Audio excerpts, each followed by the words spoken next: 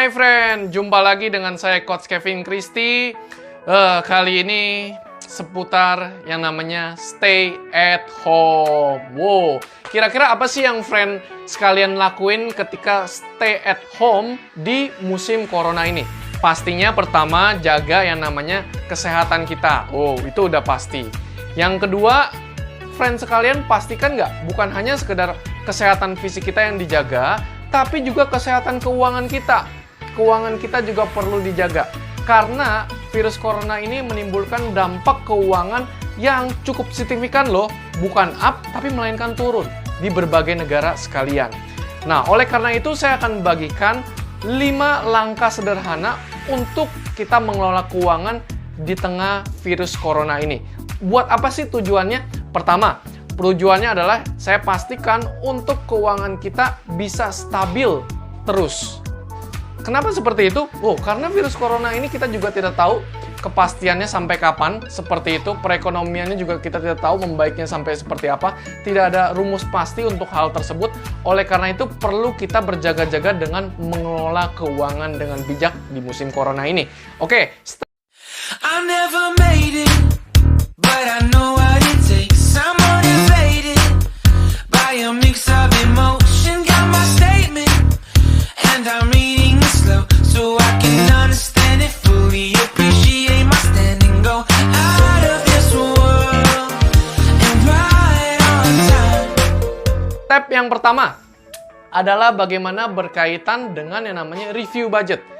Friends sekalian, udah review budget belum di bulan ini? Jangan sampai efek corona membuat kita lupa loh review budget. Waduh, corona di mana-mana segala macam. Semua pada borong kebutuhan pokok, pada borong ini, itu. Kita juga jadi lata, ikut-ikutan dan segala macam. Tanpa kita sadari, friend sadar gak? Bulan ini budgeting kita jadi bengkak loh. Oh, kalau kita tidak pernah review budgeting kita tidak pernah evaluasi, bengkak terus akan menyebabkan bahaya. Wah, bahaya kenapa? Income kita, masalahnya friend, banyak kan rata-rata udah turun loh. Dari yang kerja di kantor, semuanya pada work from home, dapat uang makan jadi nggak dapat. Yang misalkan gajinya sekian, dipotong 20%, dipotong 10%, seperti itu. Uang transport juga nggak dapat. Nah, bayangin, income kita menurun, pengeluaran kita melonjak dengan tajam. Kalau kita tidak pernah review budget, kita tidak pernah kontrol budget kita, maka akan terjadi kebengkakan. Ketika udah bengkak, dipulihinnya rada susah, friend. Nah, sebelum makai bengkak dan meledak, kita perlu antisipasi dengan yang namanya review budget. Untuk apa? Untuk kita tetap hemat, untuk kita tetap stabil di tengah perekonomian yang seperti ini. Karena kita tahu kita mesti distribusikan uang kita ke budget-budget mana yang diperlukan.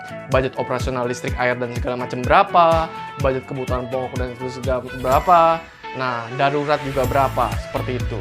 Nah, berkaitan dengan darurat, step yang kedua adalah kelola yang namanya cash. Friends sekalian, jangan lupa cash ini berkaitan dengan yang namanya dana darurat.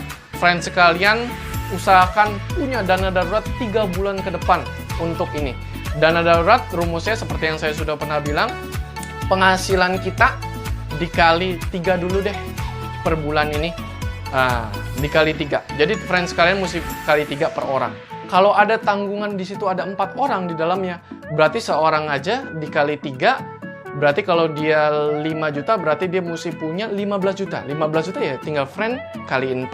Seperti itu. Buat apa? Karena kita tidak tahu perekonomian kita pastinya nanti gimana, lonjakannya juga nanti gimana, makanya kita perlu dana darurat. Cash is a king. Dana darurat membuat kita tetap aman ketika situasi darurat itu terjadi. Yang ketiga adalah cek polis asuransi kesehatan Anda. Di tengah situasi seperti ini, layanan medis kesehatan sangat diperlukan dan sangat-sangat penting sekali bagi kita. Bukan hanya sekedar menjaga kesehatan, tapi kita juga bisa mengantisipasi ketika sesuatu resiko terjadi dalam kita, mau corona, demam berdarah, atau ada segala macam, kita punya polis kesehatan yang memindahkan uang kita, resiko keuangan kita, dari yang tadinya harus kita keluarin sekian, polis asuransi kita yang sudah mengcover. Jadi pengeluaran kita tetap aman. Fungsinya tetap apa di review? Sekali lagi saya bilang, income kita di bulan ini sudah menurun, bulan depan juga bisa menurun, atau bahkan lebih menurun, kalau kita tidak punya polis asuransi yang sesuai, wah nanti kalau amit-amit terjadi resiko dan segala macam, kita akan lebih bengkak lagi. Apalagi friends sekalian yang sudah ngambil 5 tahun, 10 tahun polis asuransi yang dulu, please cek untuk manfaatnya sama gak, sesuai gak, relevan gak dengan kebutuhan yang ada. Jangan sampai friends sekalian dulu ngambil kamar yang kecil, sekarang udah nggak bisa dipakai nih sampai sekarang. Akhirnya kan nombok jadi bengkak lagi. Yang keempat adalah evaluasi hutang. Friends sekalian punya utang KTA, utang kartu kredit, atau mungkin utang yang namanya cicil mobil, motor, dan sebagainya lah. Kalau friends sekalian punya utang, coba utang tersebut bisa di refinance nggak? Seperti itu. Misalkan nyicilnya 10 tahun, ketika 10 tahun per bulannya itu 5 juta misalkan. Bisa gak ditarik lebih mundur 15 tahun, lalu per bulannya jadi cuman 2 atau 3 juta. Loh, kenapa mesti seperti itu, Coach? Karena seperti itu sangat mempengaruhi budget kita setiap bulannya.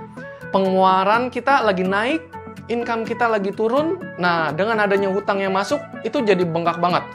Friends kalian deg-degan kan ngelunasin utang pada saat kondisi kayak seperti ini, apalagi yang perekonomian lagi tidak menentu, dagang juga tidak menentu. Nah, makanya kalau utangnya bisa di refinance, jangka waktunya bisa ditambahin, dan bulanannya bisa dikecilin, ini akan sangat menolong kita untuk bisa bernafas lebih lega setiap bulannya.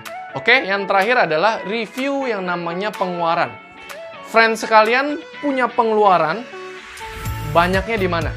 Kali ini kita bukan berbicara banyaknya di keinginan atau di kebutuhan, tapi pengeluaran kita dalam bulan ini udah kita review atau belum?